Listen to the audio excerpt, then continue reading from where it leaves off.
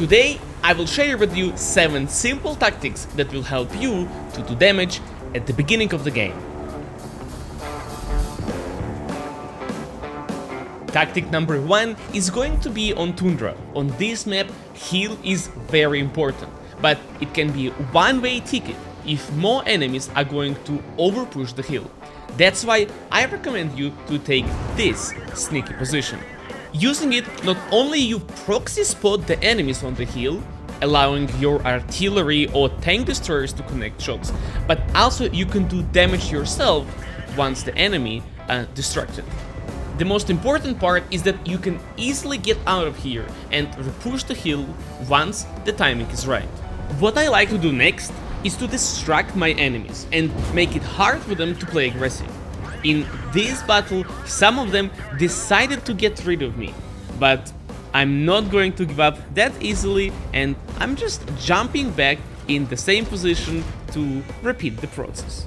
And my favorite part about this position is that since I'm playing on my side of the hill, I'm always in the cover of my tank destroyers. Next, we are on fjords.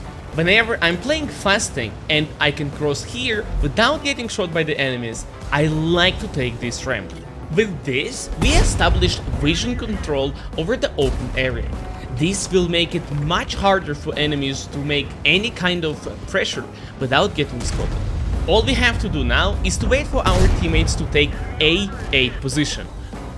And from there, they will have great shots on these enemies down below that are getting constantly perma spotted. But as you can notice, there are quite a few shots landing around me, and I'm lucky they aren't hitting me. This means that there are enemies sitting behind the bushes trying to find shots, and with that we have to be very careful. One of the most common positions is going to be right here, where I'm trying to find my blind shots.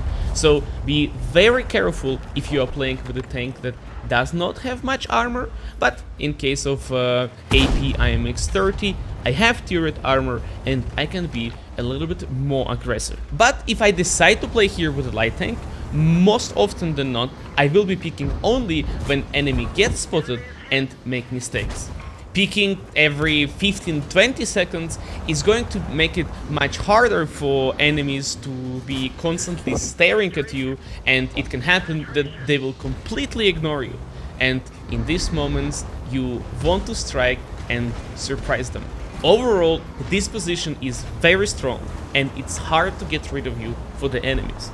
I like to go here at the beginning of the game to get information, initial damage, spotting, and then later make calculated decisions based on the information. The third tactic is on steps in assault mode.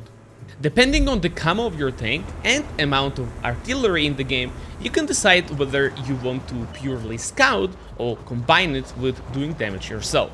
In this game, I decided to purely spot. I have 2 tank destroyers in my platoon, which means a lot of firepower, and for that reason I decided not to reveal my position very early to the enemies.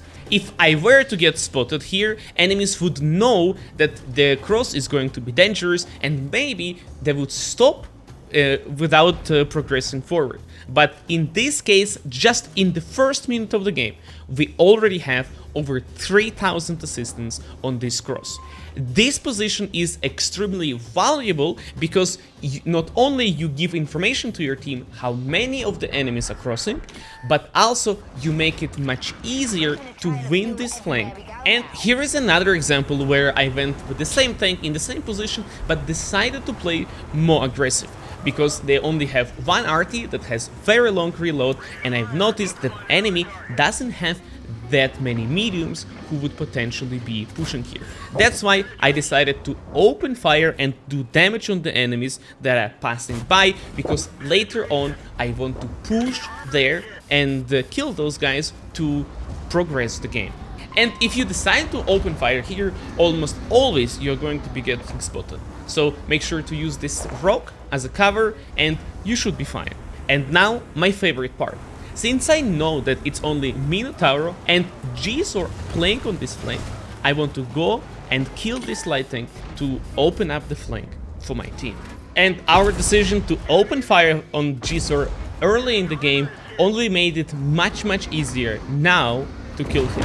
And because of our very aggressive play at the very beginning of the battle, it is now almost impossible for the enemies to recover. Let's jump on Erlenberg. Here with the fast tanks and especially with the light tanks that have bad camo, and I'm thinking about Chinese, American or German lights, I like to start my game here. Not only I can give my team information on who is aggressively pushing west of the map, but I'm also able to do damage myself. This position gets even more effective if you are playing in assault defense mode, because more of the enemies are getting closer spawn and they want to push aggressively to the castle. And sometimes I get out of this position with getting 1000 damage totally for free. Not only we have a decent start, but we also get an idea how the teams are playing. I also noticed that the east flank is totally open.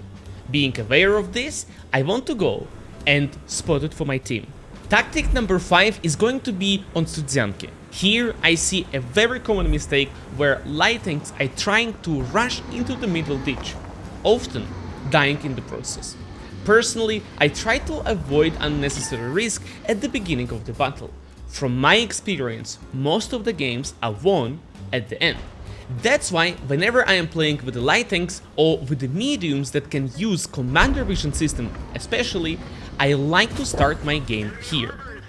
Since we are relatively close to the opposite building with the same bush, tanks that are bringing CVS in this position are going to outspot moving targets on the opposite side, often giving you a couple of shots totally for free.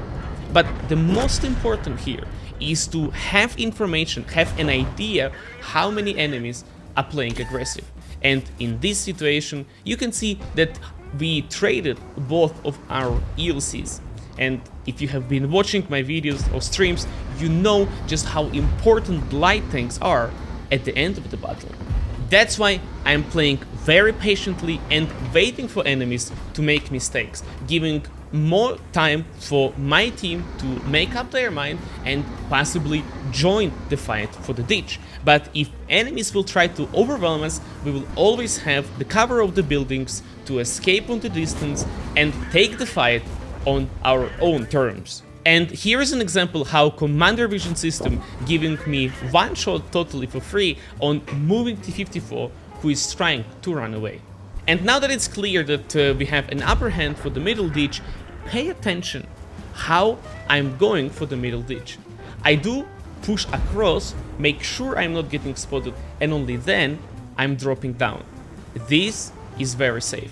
What I like to do next is to go here to possibly spot tank destroyers that love to camp on these hills. And if you were wondering if this tactic is going to work playing from the other side on Studzianki, the answer is yes.